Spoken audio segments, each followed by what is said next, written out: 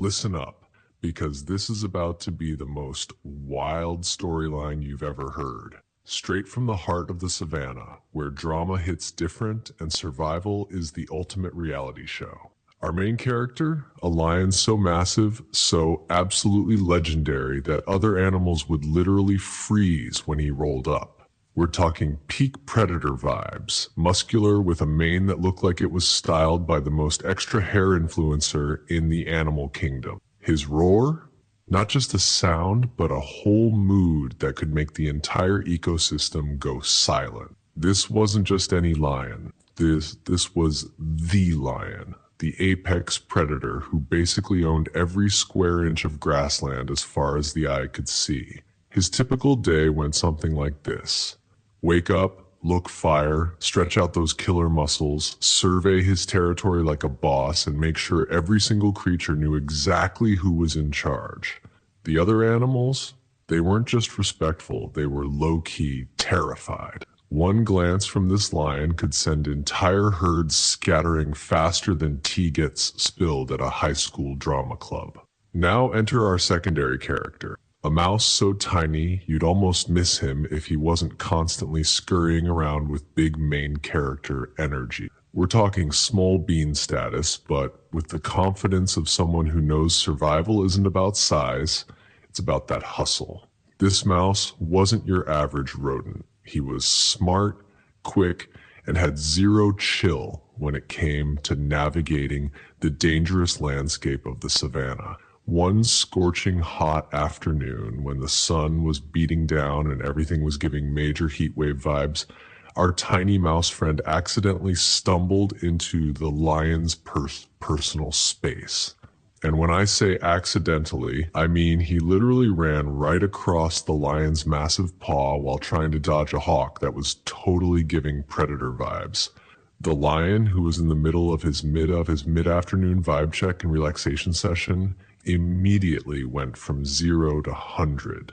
His eyes snapped open, muscles tensed, and he let out a roar that could probably be heard 3 territories over. Ho! Dares! He thundered, his voice so deep it could make the ground shake. The mouse, shaking but still serving maximum courage realness, looked up with the most apologetic expression possible. Yo, my bad! He squeaked, his tiny voice a complete contrast to the lion's earth-shattering boom. I'm for just trying to survive out here.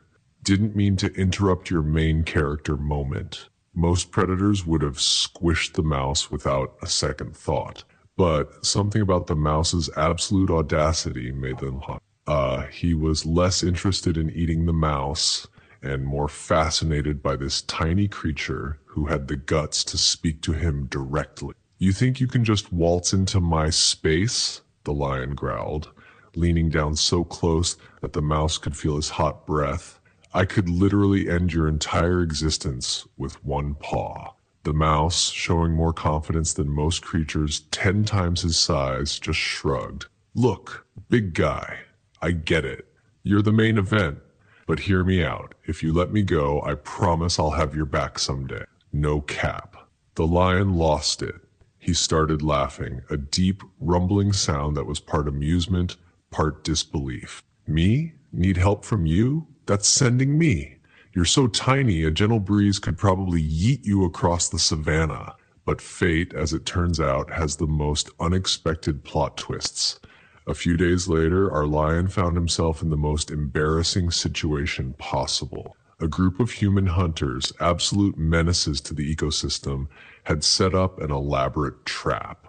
Before he could even process what was happening, our lion was caught in a massive net, struggling with all his might but completely immobilized. He roared, he fought, he pulled, but these nets were industrial strength, and no amount of muscle was going to break them. Hours passed. The sun moved across the sky, and our once mighty lion was reduced to a trapped, frustrated mess. Just when he was about to give up hope, thinking this was going to be his villain origin story, a familiar tiny figure appeared. Sup, said the mouse, casually strolling up like he was walking into his favorite coffee shop. The lion was too exhausted to even be surprised. "Come to mock me," he muttered.